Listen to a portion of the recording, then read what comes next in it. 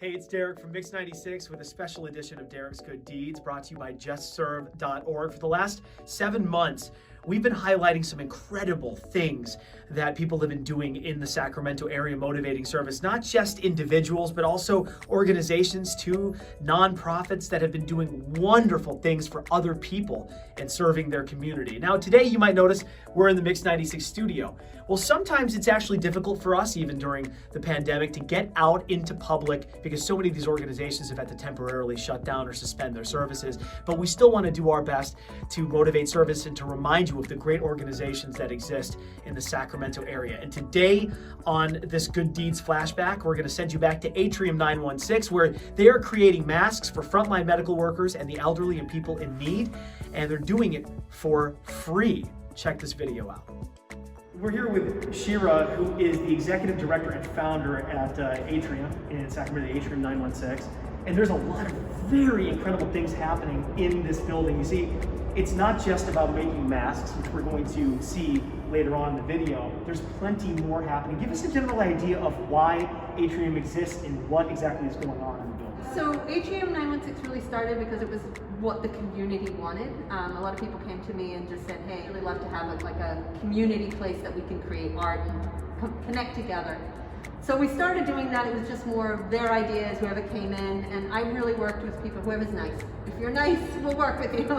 If you're not, I don't know. It's a good philosophy to follow. We just had so many wonderful creatives come in, and the goal was you have to be creative and you have to care about the environment and social justice, like to do good. And so right now we do a lot of art projects, do a lot of art installations, markets, and now we have a mask marketplace. So which is in high demand. The masks are a big deal. I mean, what they're doing with masks here is pretty amazing. And what's really cool, in my basic understanding, is that creatives, creative people, artists getting together to express themselves and to contribute in some way for the sake of the community and to take care of themselves and their families and what's happening. 100%. And the goal is to really, we're kind of like this incubator for creatives, independent creatives. We want to help creatives build companies that are creative companies. We do that by mentoring. We have open office hours. We do mentorship. We help people with grants if they're applying for grants. We also have our own projects that we are working on. And then we have the mask marketplace. So when COVID hit, a lot of people were looking for masks. Sure. So we were thinking, what if we could make a way that the creatives can get paid and they can use that money either to pay their own bills or to use that to buy supplies to be able to give more masks to out. perhaps make more masks. They're focusing on frontline medical workers and also the elderly, the people in need of the masks. And they're doing an incredible job. We just saw a sneak peek. Come with us and we're going to go check it out to see what they're doing and sewing these masks together. Believe we're not interrupting your day. It's so colorful. Okay, so here we are in the belly of the beast of the mask making. All these creatives here doing wonderful things for the community. We're here with Sheila and Kip. And first and foremost, Kip is going to show me how to put on the mask properly. Kip. So when you put on your mask, you want to pull the straps back so it pulls it into your face and then wraps it nicely around your ears. Because you don't want your ears down, but you want the mask to be a little bit tight. Okay. And then push your contour down over your nose.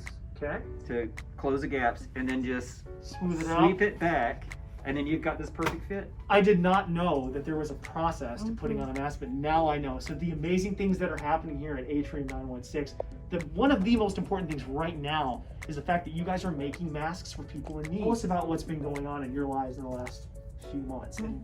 Sacramento Costumers is a cooperative of creatives whose meeting point seems to be sewing or a love for fabrics and textiles. And so we work together as a cooperative. We work together on the larger jobs like the opera. We do costumes for the Sacramento Opera. The other part is the educational component where people come in and can learn and hone their skills so that they can get where they want and get to the next step. And individually, we all work on our own creative avenues to build up your brand or whatever it is you want to do, just become better at your sewing or build a business. But you're also accepting donations. Fabric. Sure. And when you purchase, I think you heard from Shira, when you make a purchase with us, some of that goes right back in. Well, a lot of it goes right back in. Because we are providing to seniors and the homeless, others that need special care. Schools, hospitals, like I said, Everybody. frontline Yeah, medical workers. everything. And thank you for what you do. I wanted to personally thank you for what you're doing, because this is some of the most essential work right now. You guys are incredible. Thank you. Thank you for everything you're doing. Sure. Keep up the wonderful work. Thanks for watching that special edition of Darik's Good Deeds, sponsored by JustServe.org. And head over to JustServe.org to find out how you can do deeds in your community and serve your community and motivate service while you're there. Thanks for watching.